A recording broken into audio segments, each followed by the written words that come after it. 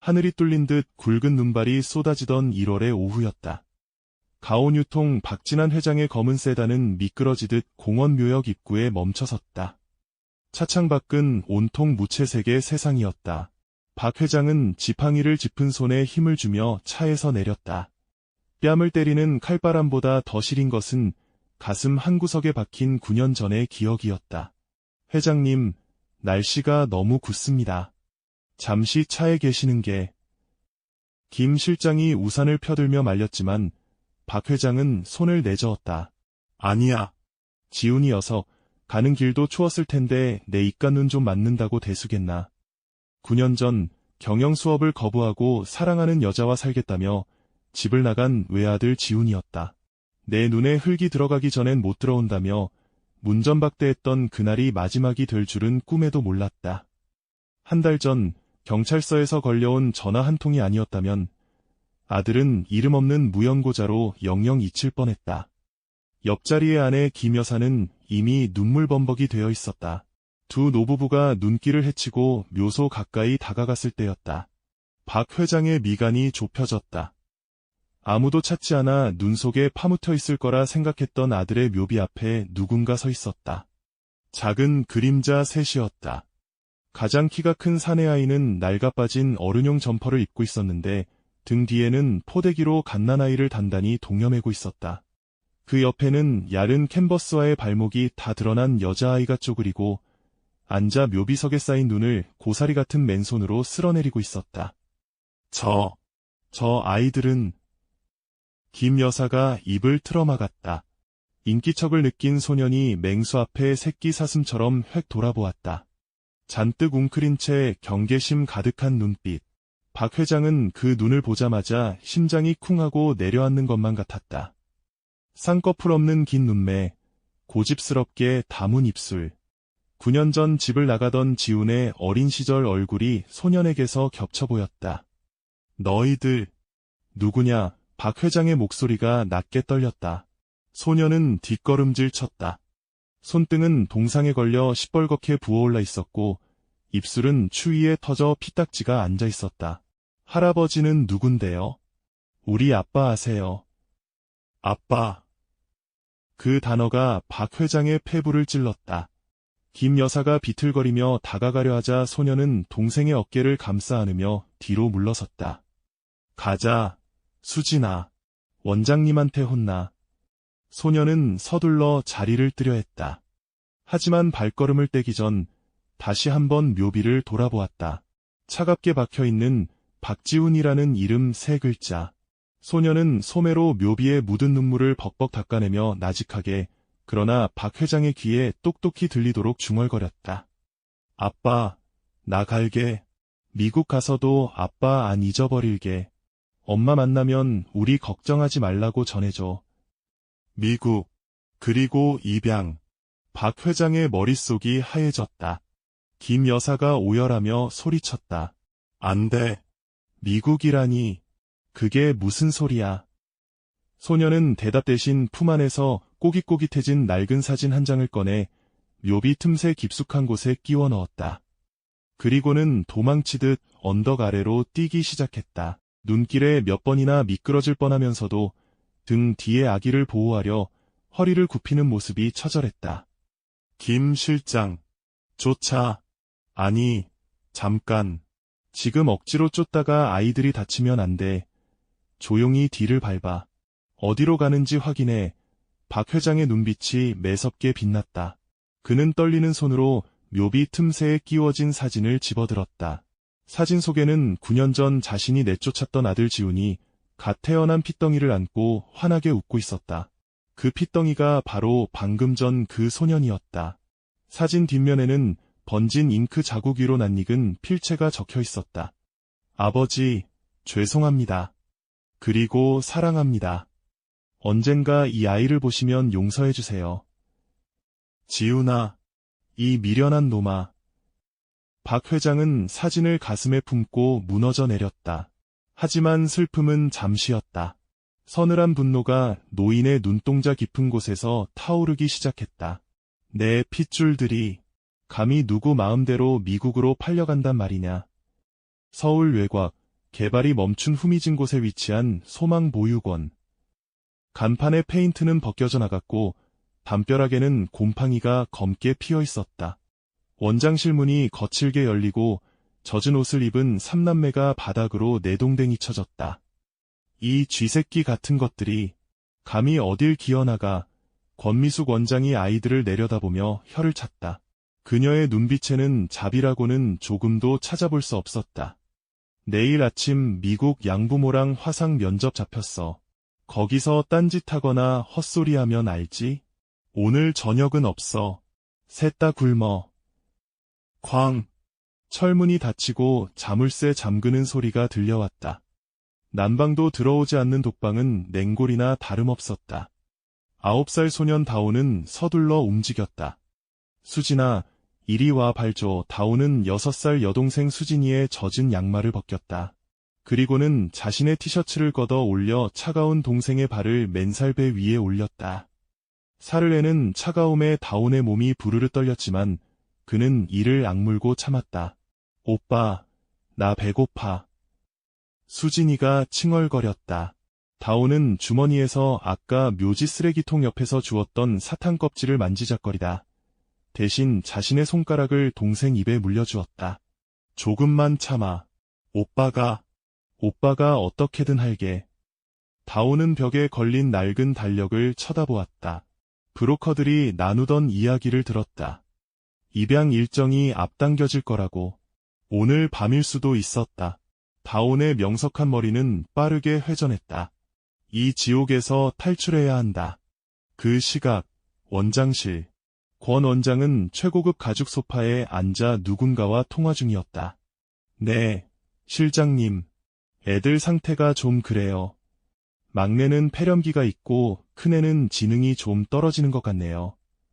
그러니까 특별 케어비 명목으로 3만 불은 더 받아야죠. 그녀는 아이들의 건강검진표 정상이라는 글자 위에 빨간 펜으로 줄을 긋고 요관찰이라고 휘갈겼었다. 아이들을 병약한 것처럼 꾸며 보조금을 타내려는 수법이었다. 야, 이다운. 나와서 청소해. 인터폰 너머로 원장의 목소리가 들려왔다. 다온은 일부러 어깨를 구부정하게 하고 초점 없는 눈빛을 연기하며 원장실로 향했다. 구석구석 닦아. 먼지 나오면 내 동생들 밥은 영영 없을 줄 알아.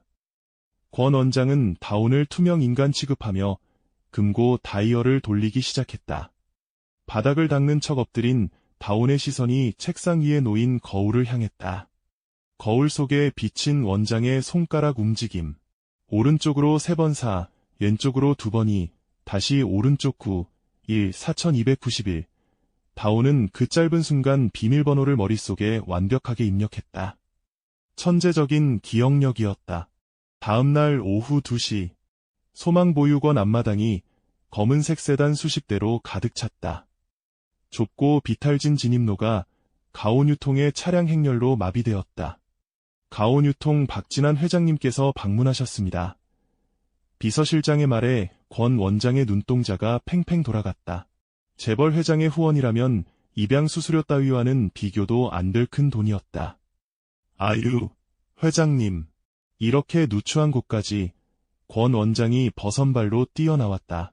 박 회장은 선글라스를 벗으며 보육원 건물을 차갑게 훑어보았다. 역한 곰팡이 냄새가 코를 찔렀다.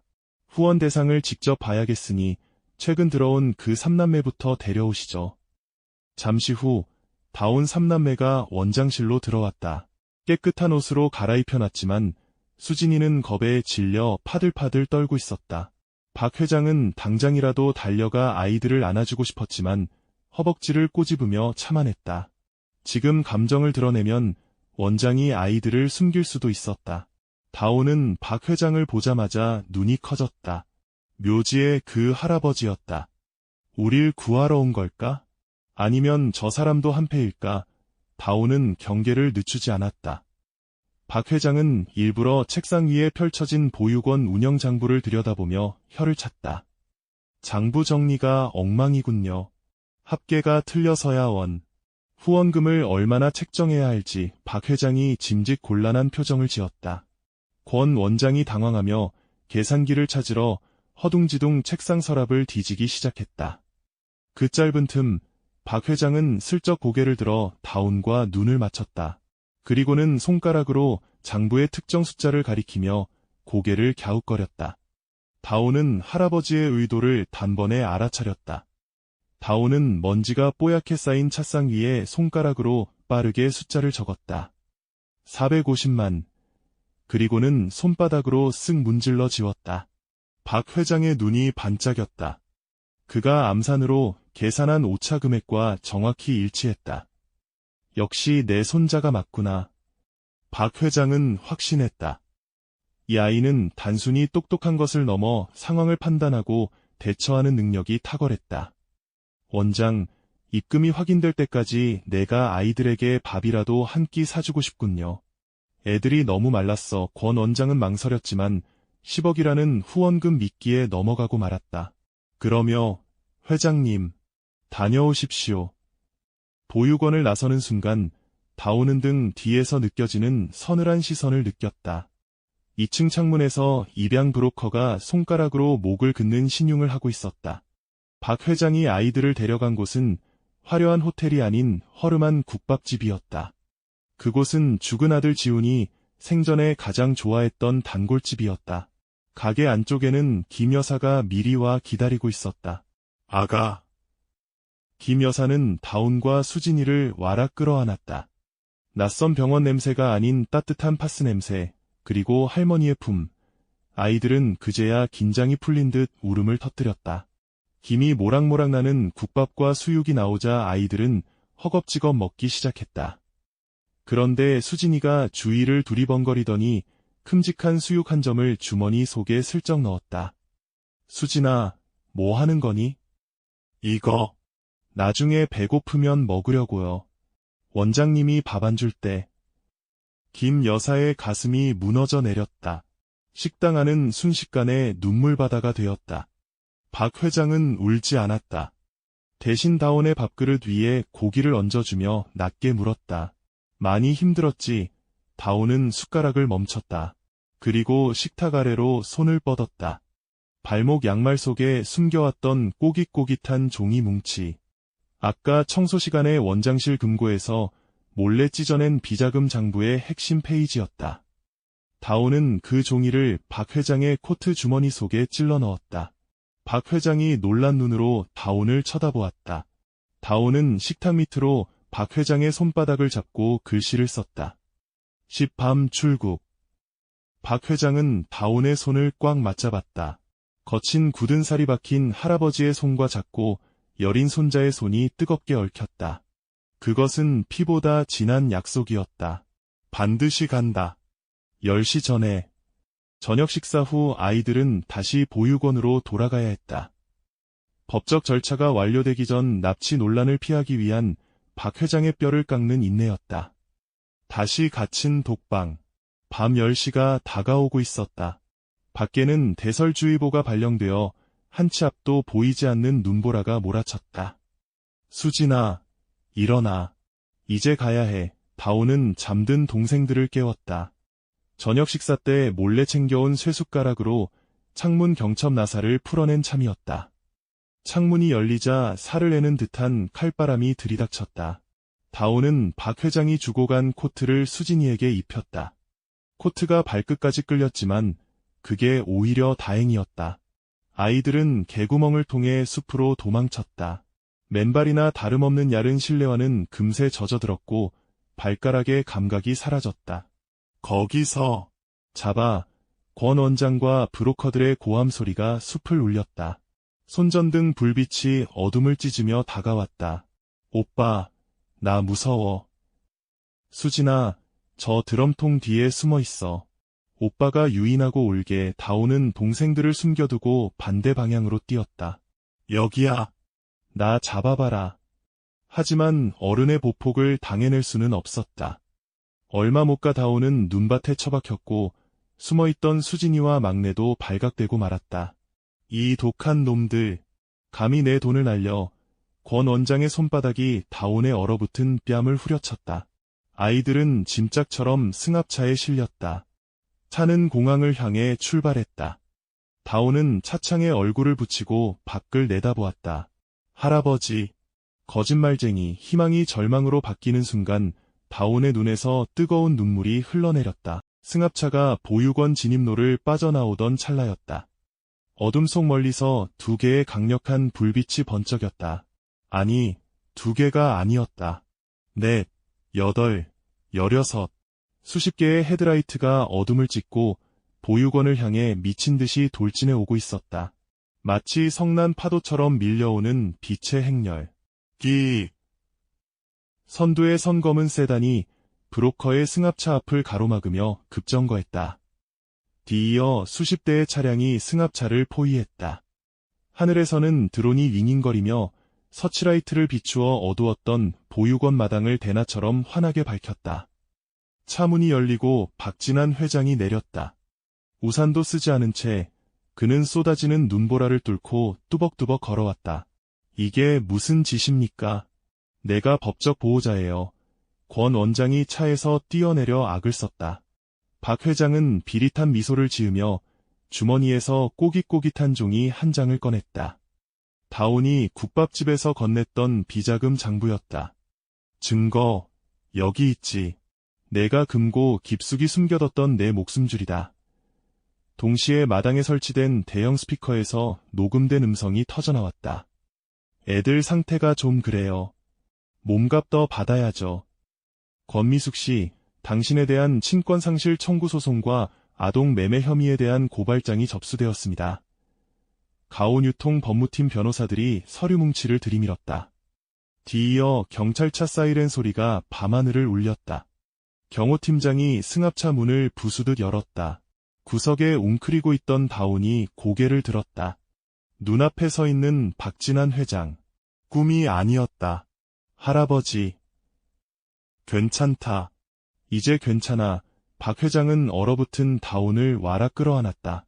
거칠고 투박한 손이었지만 세상에서 가장 따뜻하고 안전한 요람이었다.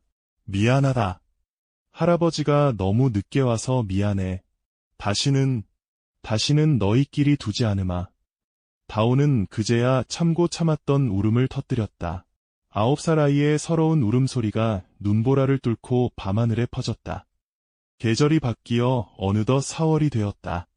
매운 눈보라가 몰아치던 공원 묘역에는 이제 연분홍 벚꽃잎이 눈처럼 흩날리고 있었다. 박진한 회장과 김 여사, 그리고 다온 삼남매가 다시 지훈의 묘소 앞에 섰다. 아이들은 이제 낡은 점퍼 대신 단정한 옷을 입고 핏기 없던 얼굴에는 홍조가 돌았다. 다온이 묘비 앞으로 다가갔다. 그는 가슴에 달고 있던 가온유통 배지와 학교에서 받아온 100점짜리 수학 시험지를 묘비 위에 살포시 올려놓았다. 아빠, 나왔어. 나 이제 안 추워. 배도 안 고파. 다온이 묘비를 쓰다듬으며 말했다. 할아버지가 우리 엄청 잘 지켜줘. 그러니까 아빠도 이제 걱정 말고 푹 쉬어. 뒤에 서 있던 김 여사가 눈물을 훔쳤다. 하지만 그것은 더 이상 슬픔의 눈물이 아니었다. 박 회장도 지팡이를 내려놓고 묘비 앞에 무릎을 꿇었다. 지훈아, 보고 있느냐. 내 보물들. 내가 목숨 바쳐 지키마. 그리고 미안하다. 정말 미안하다. 내 아들. 투박한 노인의 고백이 봄바람에 실려 묘비 주위를 맴돌았다. 할아버지, 울지 마세요. 다온이 다가와 고사리 같은 손으로 박 회장의 눈물을 닦아주었다. 제가 있잖아요. 제가 할아버지 지켜줄게요. 어느새 훌쩍 커버린 손자의 의젓한 말에 박 회장은 울다가 웃음을 터뜨렸다. 그래야지. 우리 강아지. 박 회장이 다온을 번쩍 안아 올렸다. 벚꽃잎이 가족들의 머리 위로 축복처럼 쏟아져 내렸다. 차가운 겨울을 견뎌낸 나무만이 가장 아름다운 꽃을 피운다고 했던가. 혹독했던 시련을 넘어 다시 만난 그들에게 비로소 진짜 봄이 찾아와 있었다. 멀어지는 그들의 뒷모습은 더 이상 쓸쓸하지 않았다. 그림자마저 하나로 겹쳐져 따뜻하게 일렁이고 있었다. 그것은 가온이라는 이름처럼 세상의 중심에서 피어난 가장 따뜻한 기적이었다.